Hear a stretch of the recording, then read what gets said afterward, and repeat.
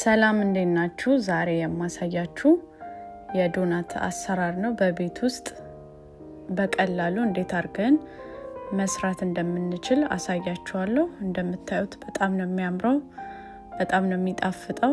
ለአሰራርም በጣም ቀላል ነው ማለት ነው። ወደ አሰራሩ እንሄዳለን። ውሃ፣ እርሾ፣ ስኳር፣ ጨው በደንብ ሚክስ እናደርጋለን። በመቀጠል ፍርኖ ዱቄት፣ ኒዶ ወይም የዱቄት ወተት፣ አንድ እንቁላል፣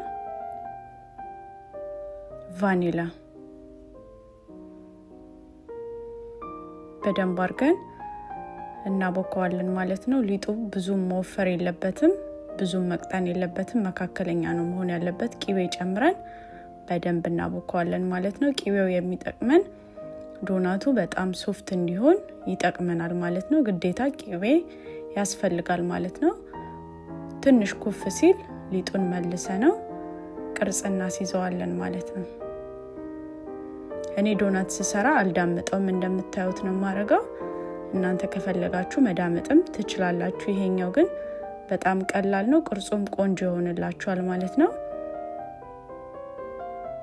እየቆረጥን እያድቦለቦልን እናስቀምጠዋለን ማለት ነው። ትንሽ ኩፍ ሲል በመታዩት መንገድ ቅርጽ እንሰጠዋለን ማለት ነው። መዳመጥም አያስፈልግም ማለት ነው።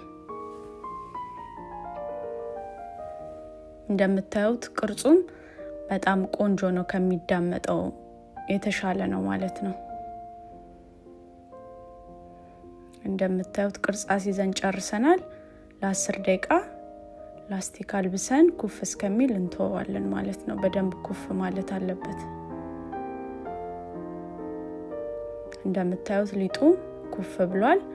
ዘይት እናግላለን። ዘይቱ በጣም መጋል የለበትም፣ በመካከለኛ ሙቀት ነው የምንጠብሰው ማለት ነው። ብዙ መጋል የለበትም ቶሎ ስለሚያርብን።